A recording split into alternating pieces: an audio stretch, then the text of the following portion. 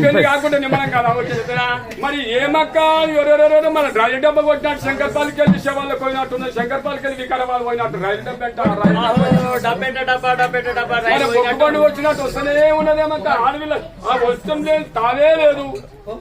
మరి ఎట్లా అంటావురా ఇప్పుడు ఆ ఏడాడు ఉంటాయి ఏది ఉంటే శుభము ఏది ఉంటే మంచిది ఏది ఉంటే చెడుపు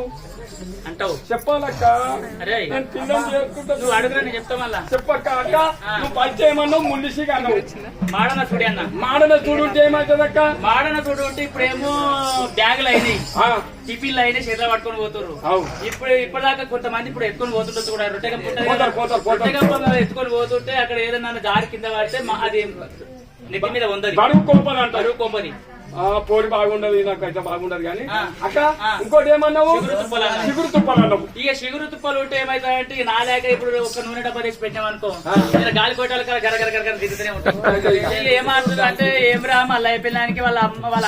అమ్మ నూనె డబ్బా లేదా నూనె పెట్టలేదా అని చెప్పి అత్తను బదలాం చేస్తాను ఓ మా అమ్మ బదలాం అయిపోతుంది ఎంత తెచ్చినా నీ పిల్ల బదలాకి అట్లనే ఉంటుంది మొత్తం ఎత్తుకపోతేనే ఉంటుంది చేతులని ఓ పోరి నాకు బాగా ముల్లిసిగి ఏమైతుంది అంటావు ముల్లిసిగి ఏమైతుంది అంటే ఇట్లా దావతులు అవుతుందిగా దావతులు అయితే నీ పెళ్ళ ఏం చేస్తుంది ఇంత సీగలు ఇంత పెద్ద లోడ పెడుతుంది సౌరం పెట్టి ఏం చేస్తుంది ఇప్పుడు పోయి వస్తుంది కదా నీవేమో చేనుకాడ పని చేస్తావు చేనుకాడ పని చేస్తారు కదా మీ అమ్మ టీక్ టాక్ పూర్వీక్ అని చెప్పి తయారయ్యి వస్తుంది వచ్చేటాల కదా ఇంత కూర్చొని ఏమంటది లీలు ఏమంటే లీలి అది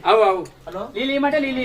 ఏమైనా నీ అమ్మ నేను ఎండలో పోయేస్తే ఇప్పటికి కూడా నాకు లీలు ఏమంటారు అంటారు కదా జర బాగా జర నీకు కోపం వచ్చి ఏ అమ్మ అని చెప్పి చేయి పడతారు చేయి దొరకదు ఇట్లాంటి కల్లా లోటు వస్తుంది దానికి పడతావు